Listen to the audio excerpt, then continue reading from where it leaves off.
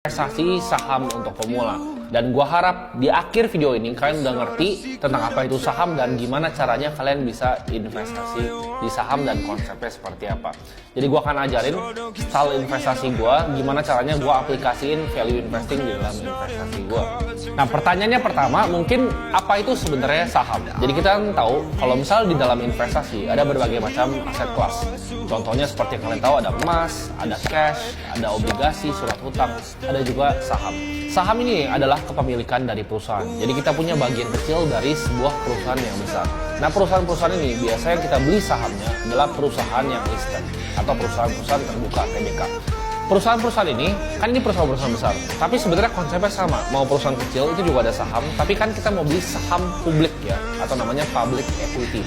Jadi kita beli saham perusahaan publik, perusahaan yang udah well known, yang besar, yang terdaftar di Bursa Efek Indonesia. Jadi kita beli kayak ibarat pizza small pie dari kue yang sangat besar. Jadi saham itu sebenarnya bukan cuma sekedar ticker ya. Kalian mungkin lihat, dengar apa itu saham, kalian langsung di otak kalian anggap lihat running trade, kalian lihat angka, ada grafik di sana.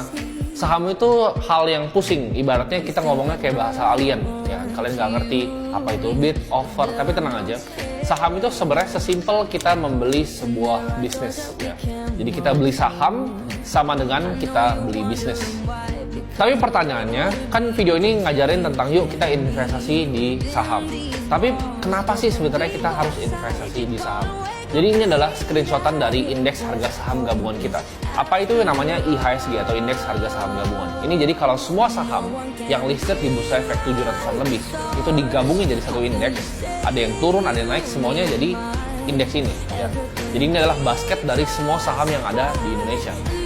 Nah, kita lihat kenapa saham itu merupakan investasi yang sangat amat menarik. Karena saham itu memberikan kita imbal hasil return yang menarik dibanding aset kelas lain. Memang betul, saham itu volatil, bisa naik dan juga bisa turun. Tapi dalam jangka waktu yang panjang, saham akan menghasilkan return yang paling tinggi. Kita lihat di gambar di sini bahwa ini adalah screenshotan IHSG atau indeks harga saham gabungan kita, yaitu kalau semua saham di Indonesia dijadiin satu basket, itu dikumpulin jadi satu indeks.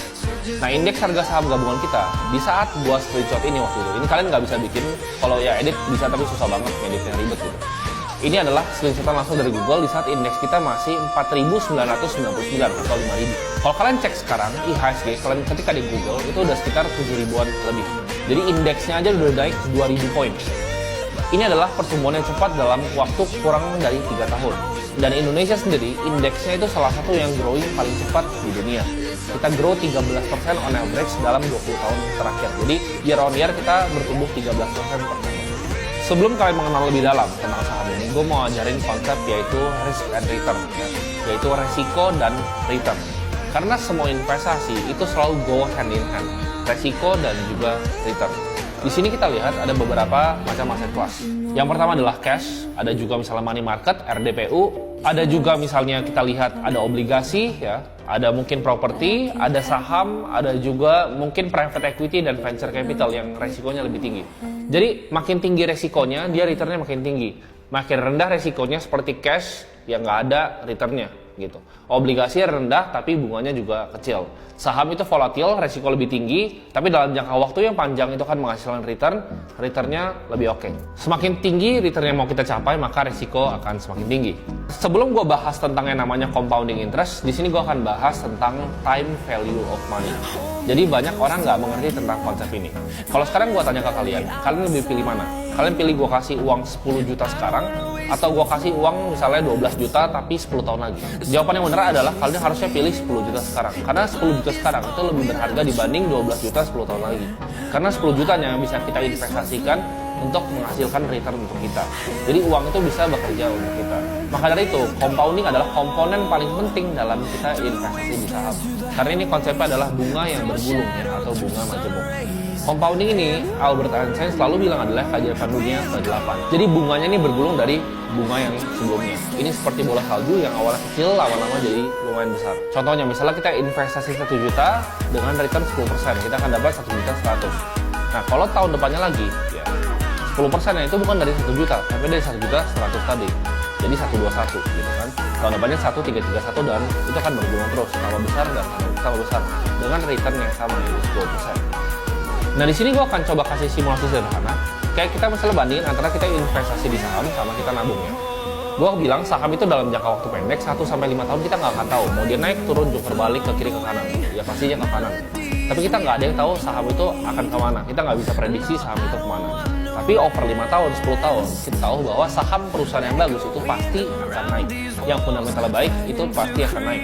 Oke, simpel aja, kita beli indeksnya aja, itu pasti ujung-ujungnya akan naik. Di sini gua akan contohin antara menabung dan juga investasi. Kita nabung doang nih, nabung 1 juta ya selama 20 tahun. 1 juta kali 12 kali 20, simpel. Jawabannya 240 juta. Mungkin ada yang komen, "Bang, itu ada future value-nya, inflasi segala macam." Ini kita hitung tanpa inflasi ya. Jadi 1 juta kali 12 kali 20 biar gampang kalian ngertinya. Itu hasilnya 240 juta. Tapi di sini coba kalian pause videonya ya. Kalian coba pikir, kalau misalnya diinvestasikan di pasar saham kita yang track recordnya 20 tahun terakhir itu 13% year on year. Ada yang tahu nggak dapat hasilnya berapa? Dengan uang yang sama, juta. Apakah 400 juta? Apakah 500? Apakah sama 240? Nggak mungkin sama kan? Pasti lebih. Berapa? 300? 400? 500? 600? 700?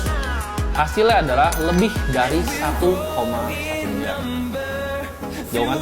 Bedanya apa? Cuma taruh doang gitu. Ini cuma taruh di indeks. Kita nggak stock picking, kita taruh di indeks aja. Itu ngasilin segitu. Gimana kita misalnya taruh saham BCA yang 20% setahun, atau bahkan saham-saham lain yang bisa lebih tinggi dari kita.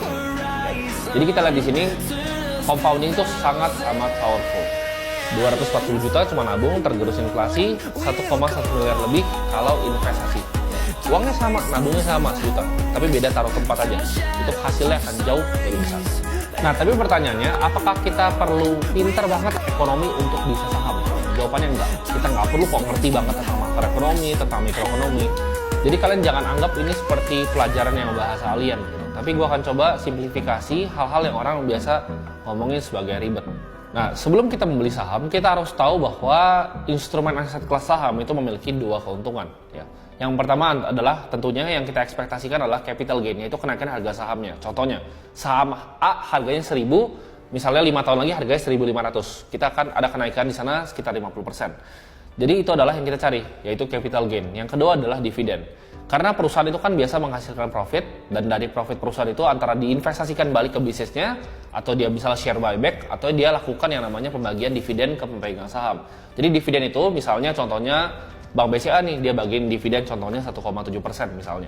Jadi dia perusahaannya profit, menghasilkan laba, dan dia mau bagikan ke pemegang sahamnya. Jadi sahamnya udah naik 20% per tahun, dia bagikan lagi dividen 1,7%. Contohnya perusahaan besar seperti Apple, seperti Google ya. Atau perusahaan misalnya kalau seperti Berkshire Hathaway, dia nggak bagi dividen, dia lebih fokus ke share buyback untuk increase shareholders value-nya.